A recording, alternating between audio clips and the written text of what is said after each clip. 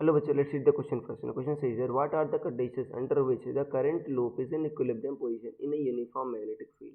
So students, सबसे पहले आपको समझना होगा कि की कंसेप्ट क्या यूज हो रहा है. So key concept is force and torque on current carrying loop. Force and torque on current carrying loop. Torque on current carrying loop.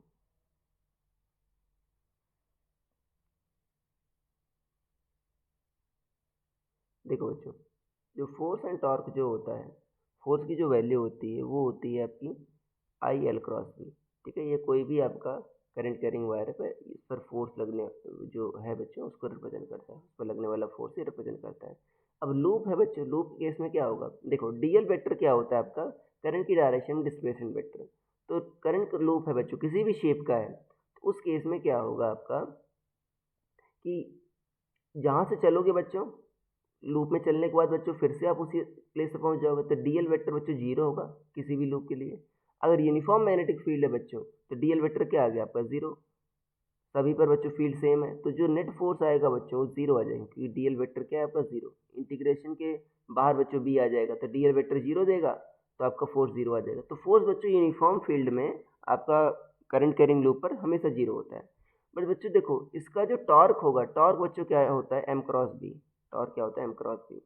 M क्या होता है बच्चों आपका मैग्नेटिक मोमेंट. मैग्नेटिक मोमेंट क्या होता है, आई इंटू ए. ए क्या होता है बच्चों, area vector. Area vector plane के परपेंडिकुलर होता है. ठीक है, अगर बच्चों आपका लूप भी क्या हो जाए, ठीक है ना, लूप पर जो फील्ड लग रहा है बच्चों, ठीक है ना, वो भी प्लेन के परपेंडिकुलर हो जाए. अगर if B perpendicular, if B is perpendicular, if B is perpendicular to plane of loop, ठीक है ना, इन दैट केस, ठीक है ना, तो उस केस में क्या होगा बच्चों आपका, ठीक है ना, इन दैट केस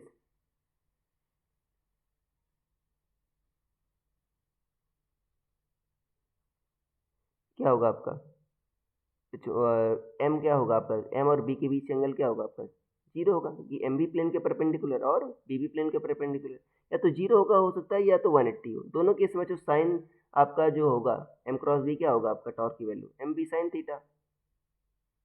तो साइन जीरो या साइन 180 हो, उस केस में क्या आएगा बच्चों, जीरो आएगा. तो टॉर्क बच्चों जीरो आएगा.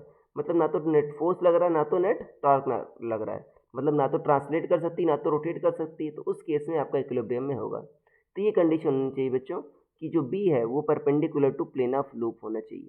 ठीक है, और यूनिफॉर्म है, तो आपको ऑलरेडी दे रखा है बच्चों यूनिफॉर्म फील्ड है, तो नेट फोर्स तो जीरो ऑलरेडी होगा. ठीक है, तो ये कंडीशन होनी चाहिए अगर बी परपेंडिकुलर टू प्लेन, तो उस केस में इक्विलिब्रियम में रहेगा. So I hope you understood it well. Best